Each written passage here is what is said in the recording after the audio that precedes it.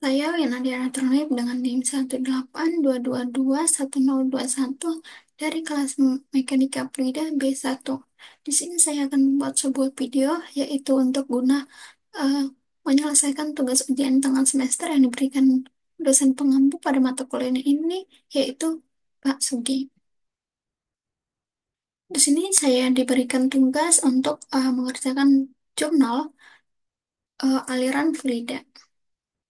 Kemudian saya akan share screen.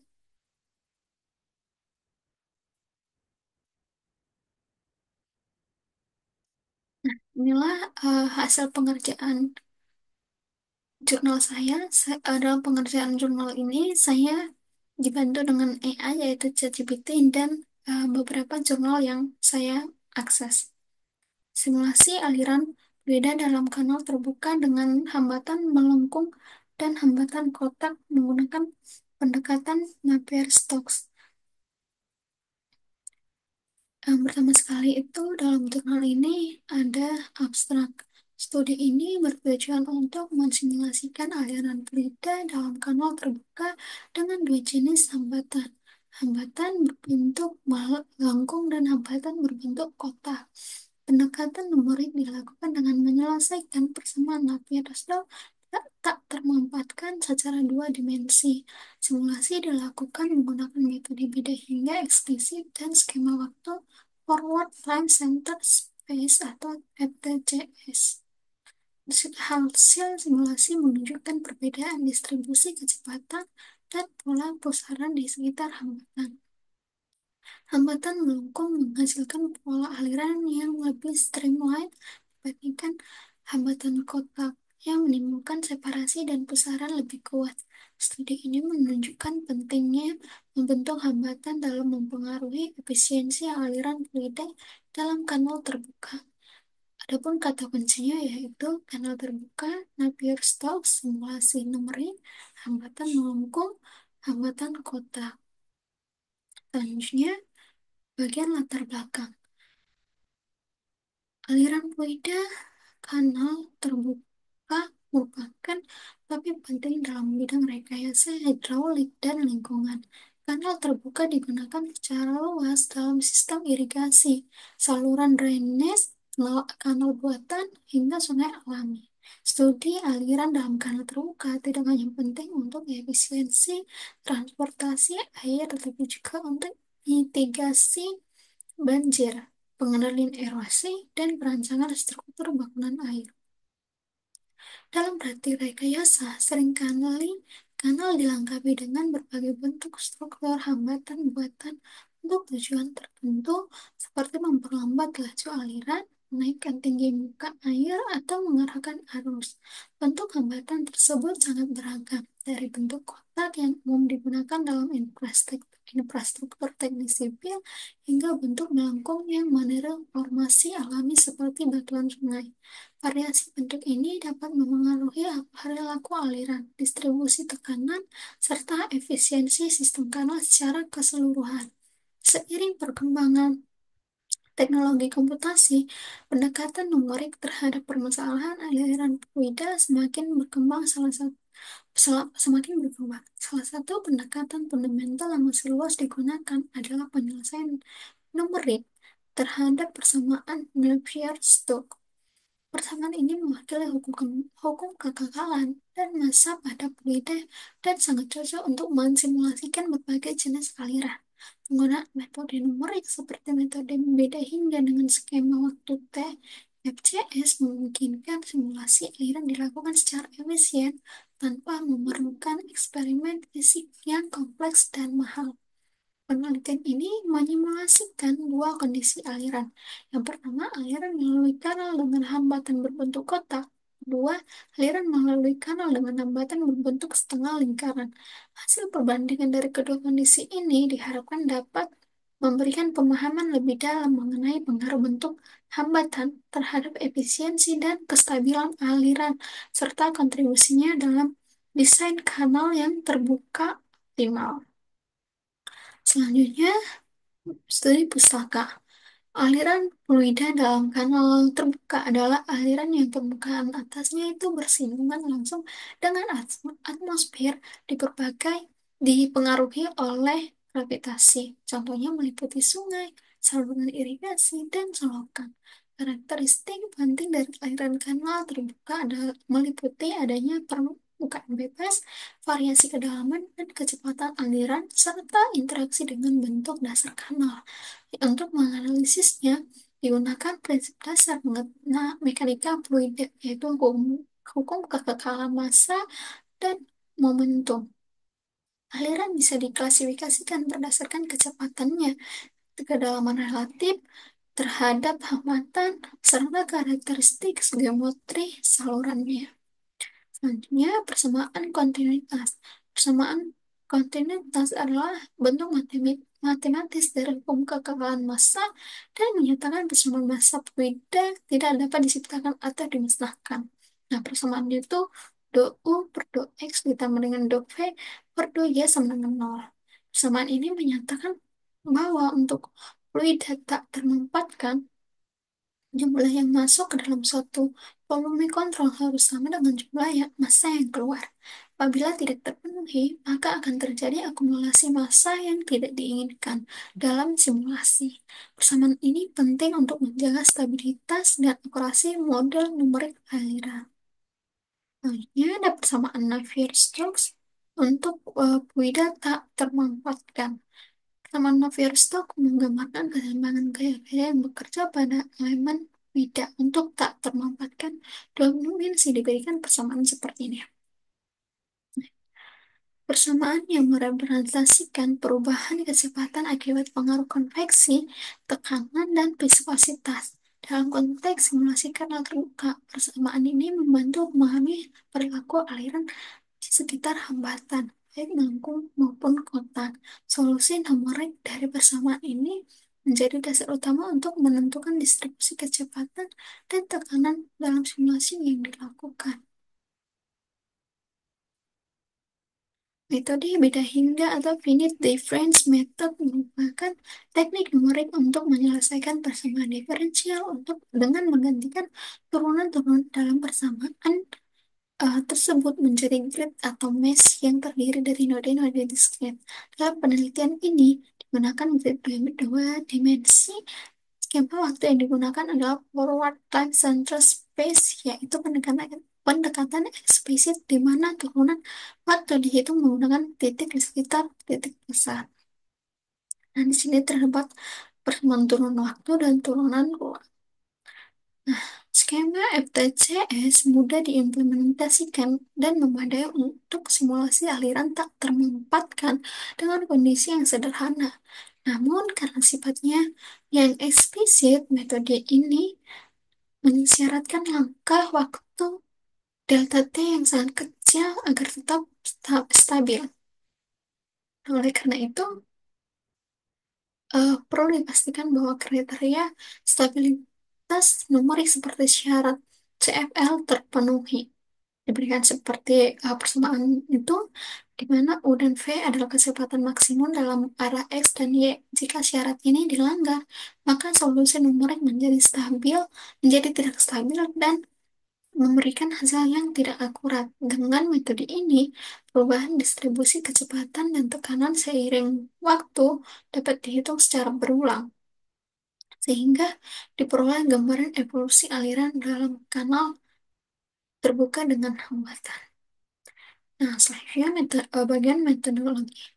Penelitian ini bertujuan untuk mengevaluasi pola aliran fluida dalam kanal terbuka yang dipengaruhi oleh hambatan berbentuk kotak dan melengkung.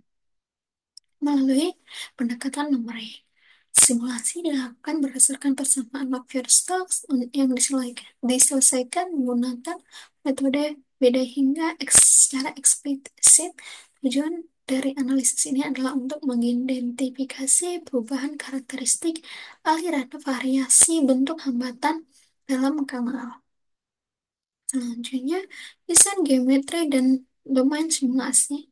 Untuk merepresentasikan kondisi aliran aktual di kanal terbuka, dibuat model geometri dua dimensi dengan panjang kanal sebesar 10 meter dan tinggi vertikal 1 meter. Model ini digunakan sebagai dasar simulasi numerik yang merepresentasikan dinamika fluida di diskretitasi menjadi grid berbentuk persegi panjang dan resolusi gridnya sebesar 200 titik di sepanjang sumbu X dan 20 titik di sepanjang sumbu Y. Dengan demikian, setiap sel memiliki dimensi delta X sama dengan 0,05 meter dan delta Y sama dengan 0,05 meter. Diskretisasi ini cukup halus untuk menangkap perubahan aliran di sekitar hambatan. Dua bentuk hambatan disimulasikan secara terpisah untuk memahami pengaruh bentuk terhadap aliran fluida. Pertama, hambatan kotak dengan dimensi 0,5 meter dikali dengan 0,5 meter yang diletakkan tegak lurus di tengah kanal menciptakan sudut tajam yang berpotensi menimbulkan separasi aliran.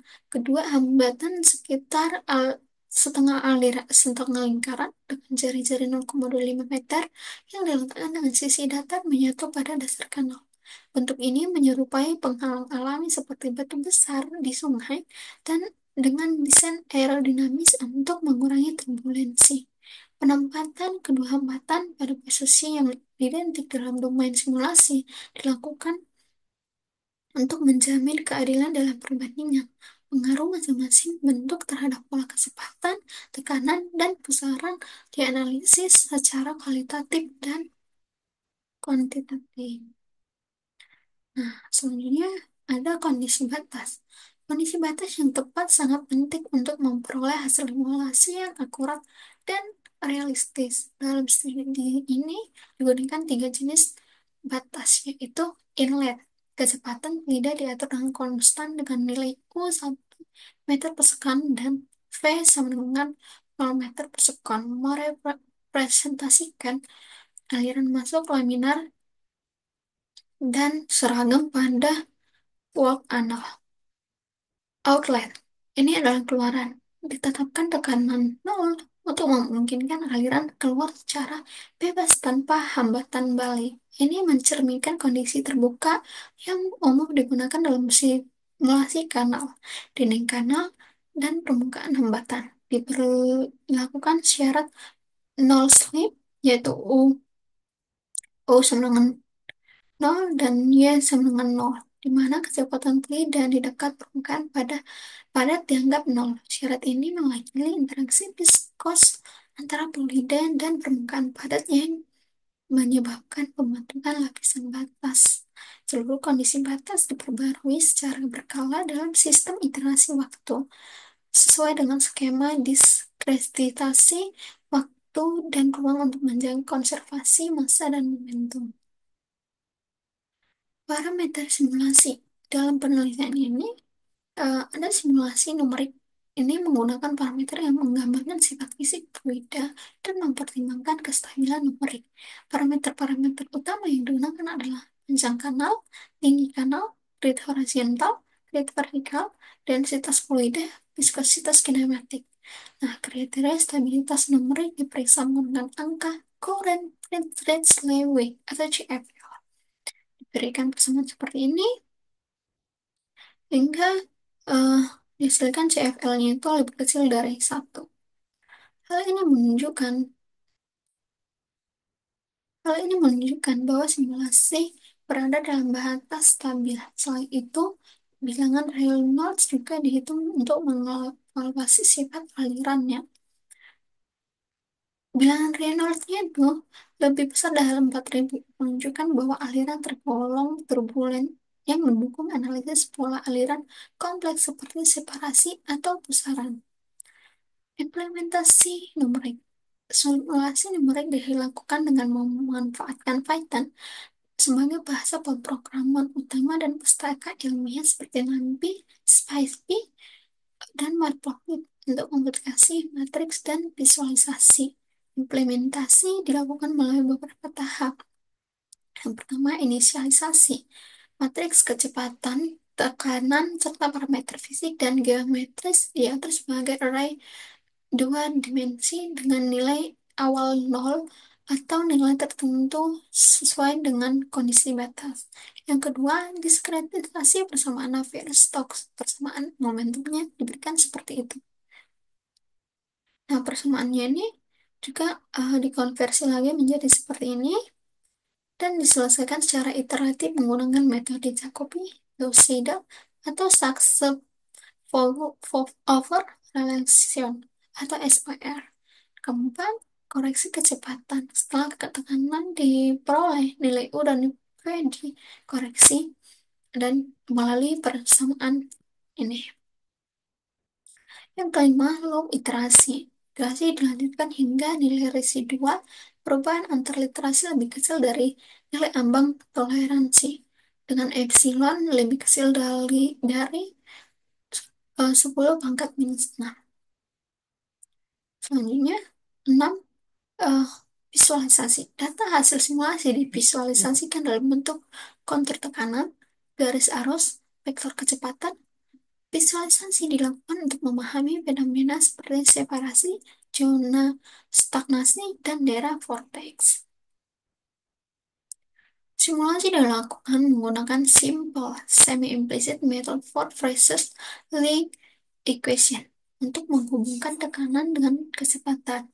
Analisis hasil dilakukan dengan mengamati distribusi kecepatan, distribusi tekanan, serta pola aliran di sekitar hambatan. Distribusi kecepatan dianalisis untuk memahami bagaimana hambatan memengaruhi aliran. Profil kecepatan dibandingkan antara aliran tanpa hambatan, hambatan kotak, dan hambatan melengkung untuk mengetahui perubahan pola aliran. Distribusi tekanan dianalisis untuk melihat bagaimana gaya fluida bekerja pada hambatan serta dampaknya terhadap kehilangan energi dalam aliran. Pembentukan pusaran dan separasi aliran diamati melalui visualisasi pola vortex. Hambatan kotak cenderung menghasilkan pusaran besar di bagian hilirnya, sementara hambatan melengkung memungkinkan transisi aliran yang lebih halus. Selain itu, grafik perubahan kecepatan dan tekanan terhadap posisi dalam domain simulasi dianalisis untuk mengidentifikasi perbedaan karakteristik aliran dalam setiap kasus yang diuji.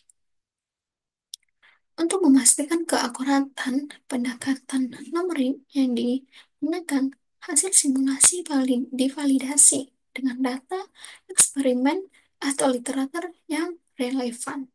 Dengan membandingkan hasil numerik dengan data referensi, dapat dipastikan apakah metode yang digunakan memberikan hasil yang sesuai dengan kondisi fisik yang sebenarnya. Selanjutnya itu bagian hasil. Di sini ada codingan eh, yang codingan aliran dengan hambatan kotak dan melengkung seperti ini dan akan saya jelaskan.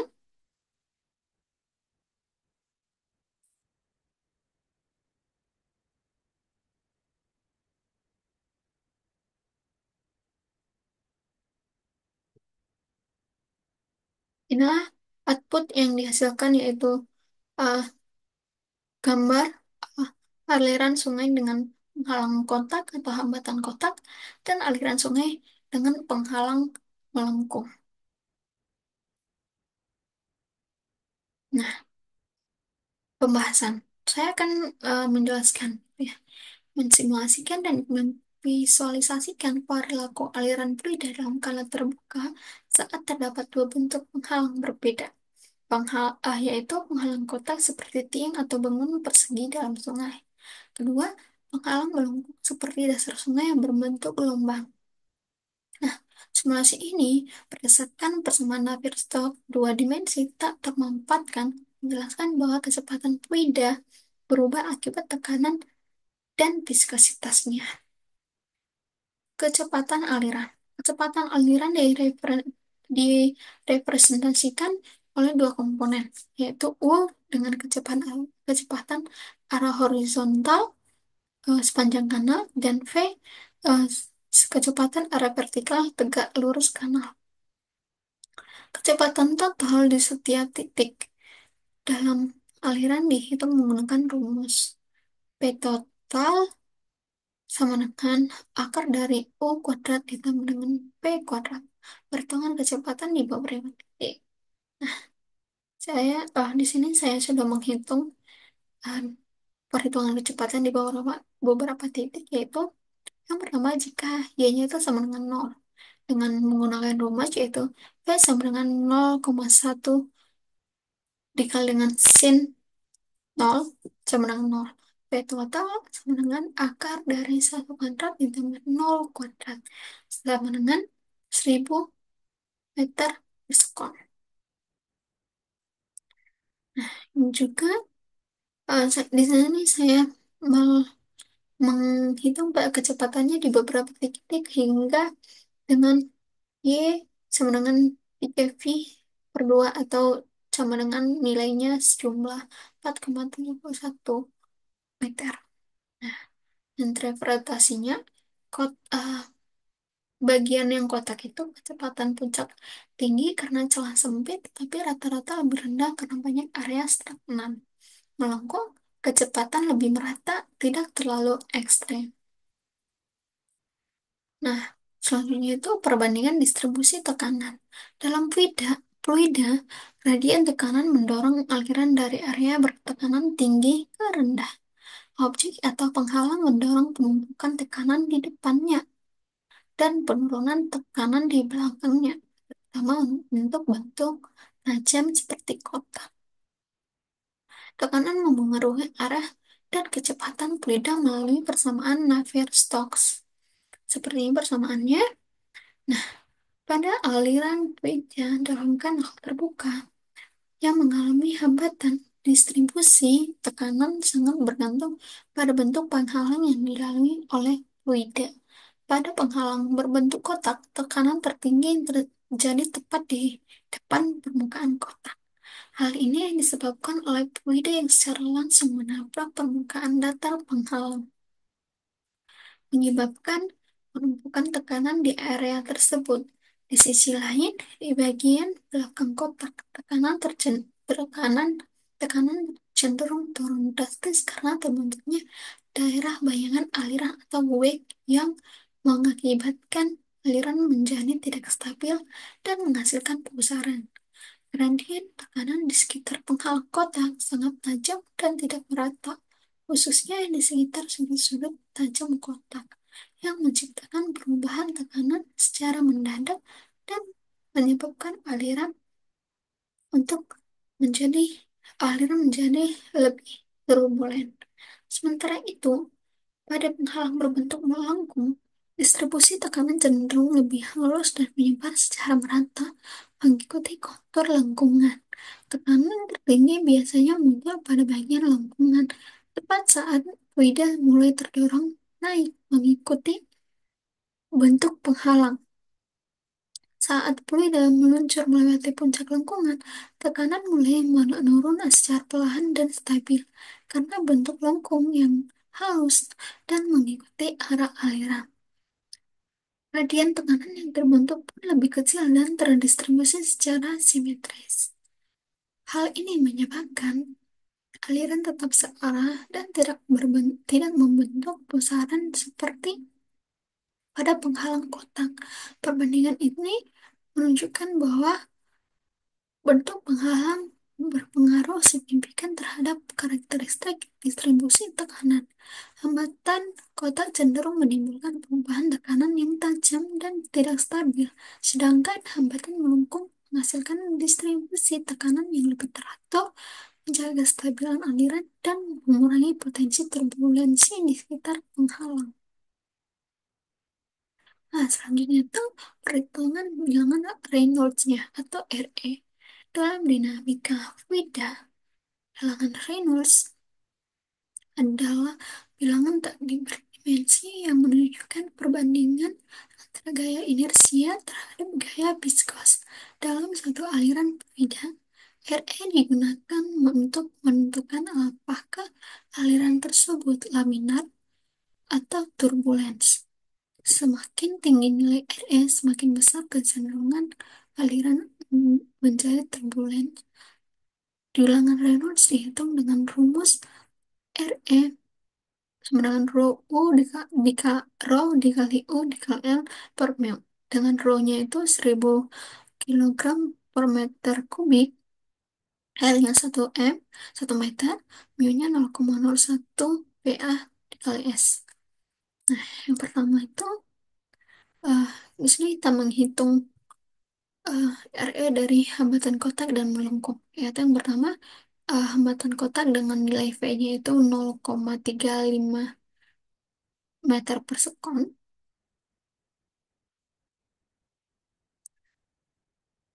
RE sama dengan 0,35 dikali 0 dikali 1 per 0,1 sama dengan 3,5. Untuk hambatan melengkung, P-nya itu eh, 0,22 meter per sekon, dihasilkan RE 2,2. Dari hasil perhitungan di atas, bilangan Reynolds untuk penghalang kotak lebih tinggi dibandingkan penghalang melengkung. Ini menunjukkan bahwa aliran setelah penghalang kotak mengalami perubahan kecepatan yang lebih besar. Kemungkinan disebabkan oleh pusaran atau gangguan aliran yang lebih intens. Sebaliknya, aliran setelah penghalang melengkung tetap stabil karena bentuk hambatan yang halus mengikuti kontur aliran. Nah, tadi saya sudah mengerjakan pengkodingannya. Nah, sini saya akan menjelaskan eh, kode dari penghalang melengkung dan penghalang kotak. Yang pertama itu struktur grid dan parameter awalnya. Grid kanal berukuran 10 kali 5 meter dibagi menjadi 200 kali 100 titik. Dx dan dy adalah resolusi grid, dt adalah interval waktu, dan viscosity adalah viskositas kinematik dalam satuan meter kuadrat per sekon. Kecepatan awal U bernilai 1 dan P bernilai 0. Fungsi membentuk persamaan Poisson atau tekanan. Fungsi build underscore up underscore B membangun isi kanan membangun sisi kanan atau RHS dari persamaan Poisson untuk tekanan berdasarkan turunan kecepatan dalam arah X dan Y. Ini diperlukan agar tekanan dalam fluida memenuhi hukum kekalahan massa. The build up B. Lalu fungsi pressure underscore Poisson menyelesaikan persamaan tekanan menggunakan metode iteratif Gauss-Seidel selama 50 iterasi. Selanjutnya, definisi hambatan. Ini hambatan kotaknya. Tiga kotak diletakkan di tengah kanal. Di dalam setiap kotak, kecepatan U dan P-nya diset ke 0 hingga menciptakan penghalang kertas. Selanjutnya, hambatan melengkung. Hambatan melengkung dibentuk dengan fungsi sinusoidal yang membuat batas atas dan bawah kanal tidak lurus. Titik di luar area antara Y-wave bound dan Y-wave lock di set U sama dengan 0 dan P sama dengan 0. Ciptakan batas untuk melengkung yang membatasi aliran fluida. Selanjutnya, simulasi utama aliran. Fungsi simulate underscore flow menjalankan iterasi sebanyak nt langkah waktunya, menghitung turunan tekanan dan kecepatan berdasarkan persamaan Navier-Stokes dua dimensi komponen X dan Y. Diterapkan skema eksplisit sederhana untuk difusi dan adveksi. Di akhir setiap iterasi, fungsi obstacle underscore fn dijalankan untuk memperbarui zona. Selanjutnya, visualisasi. Fungsi plot underscore width underscore obstacle menampilkan hasil akhir kecepatan aliran dalam bentuk stream plot. Uh, Draw kotak menggambarkan persegi panjang sebagai penghalang. Draw melengkung menggambarkan batas kanal atas dan bawah sebagai gelombang sinusoidal. Nah, selanjutnya kesimpulan. Berdasarkan hasil simulasi numerik yang telah dilakukan terhadap aliran fluida dalam kanal terbuka dengan dua bentuk hambatan yang berbeda, yaitu hambatan kotak dan hambatan melengkung, dapat disimpulkan bahwa bentuk hambatan memainkan peran yang sangat penting dalam menentukan karakteristik aliran di sekitarnya. Hambatan kotak menyebabkan terbentuknya zona separasi yang signifikan serta pusaran besar di belakang hambatan mengindikasikan adanya gangguan besar pada aliran yang berpotensi meningkatkan kehilangan energi dan tekanan lokal. Sebaliknya, hambatan melengkung mampu mengarahkan aliran secara lebih aerodinamis, menghasilkan pola aliran yang lebih streamline dan minim separasi, sehingga mengurangi turbulensi serta memperbaiki efisiensi aliran secara keseluruhan. Secara kuantitatif, hambatan kotak menghasilkan gradien tekanan yang lebih tajam dan zona stagnasi yang lebih luas, sementara hambatan melengkung memperlihatkan transisi tekanan yang lebih halus dan kestabilan aliran yang lebih baik. Hal ini sangat penting dalam konteks desain hidraulik karena menunjukkan bahwa pemilihan untuk hambatan yang tepat dapat berkontribusi dalam mengurangi energi yang hilang dan memperbaiki performa sistem kanal terbuka. Pendekatan numerik berbasis metode beda hingga dan penyelesaian bersamaan Navier-Stokes dua dimensi yang digunakan dalam penelitian ini terbukti efektif untuk merepresentasikan fenomena fisik yang kompleks. Implementasi skema eksplisit FTJS dan penyelesaian iteratif persamaan Poisson untuk tekanan memberikan hasil yang konsisten dan mampu menangkap detail penting dari pola aliran termasuk distribusi, kecepatan, tekanan, dan pembentukan pusaran.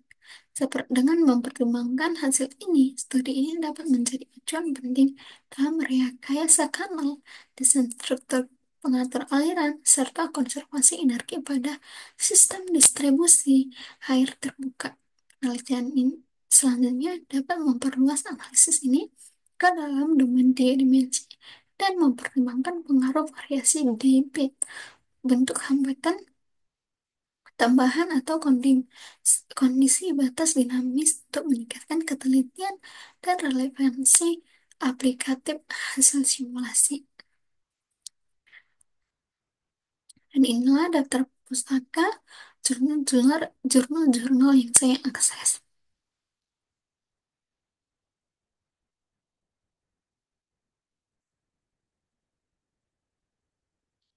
Sekian penjelasan jurnal yang saya kerjakan. Eh, Semoga dengan eh, penjelasan jurnal dan video ini bisa menjadi eh, sebuah penambahan wawasan dan ilmu bagi saya dan juga bagi orang lainnya. Terima kasih.